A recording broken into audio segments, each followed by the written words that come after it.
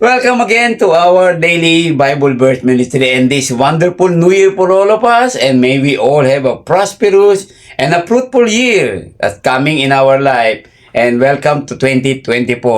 As we welcome 2024, so let us start again for our daily Bible verse ministry. And today, Bible verse is taken from the book of Psalm, chapter 71, verse 5 and 6. And here is the word of the Lord. For you have been my hope, sovereign Lord, my confidence since my youth. From birth, I have relied on you. You brought me forth from my mother's womb. I will ever praise you. And in Tagalog, Panginoon, sa iyo ko inilagak ang pag-asa. Maliit pang bata ako, sa iyo'y may tiwala na.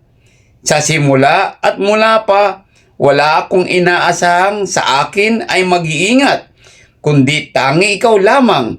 Kaya naman ikaw, Yahweh, pupurihin araw-araw.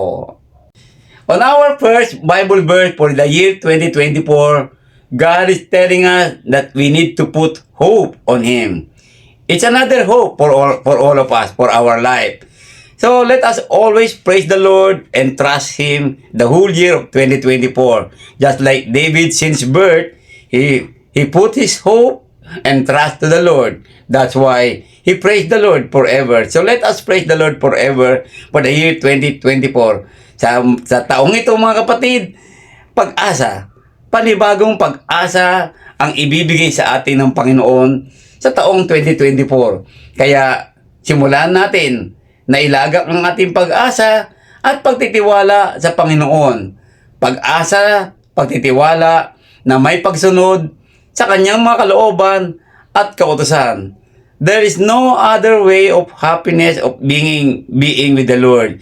That's why we are so grateful that we reach another year of our life, 2024. Kaya po mga kapatid, magsikap tayo na patuloy na magbigay ng kapurihan sa ating Diyos na naglalang sa ating lahat, na nagbigay sa atin ng panibagong pag-asa sa taong 2024 na inaharap natin.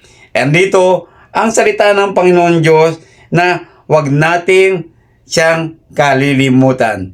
Tayo lang ay mag-rely sa Kanya. Let us always rely to the Lord because the Lord is always gracious to us.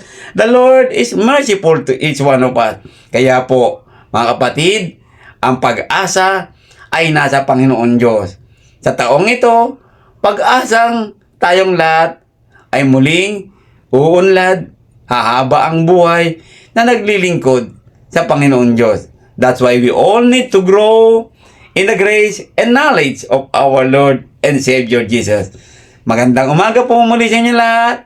And please do share our daily Bible verse. So huwag niyo kalilimutan, follow us for more Bible verse. At higit sa lahat, mag-subscribe po tayo sa ating pong YouTube channel para po panibagong taon, maraming Bible verse pa maririnig natin at lagi tayong makinig ng ating pong pag-aaral ng salita ng Diyos at lagi magsamba tuwing linggo. Magandang umaga po muli sa inyo lahat. Pagpalain tayo ng Diyos and happy 2024 to all of us.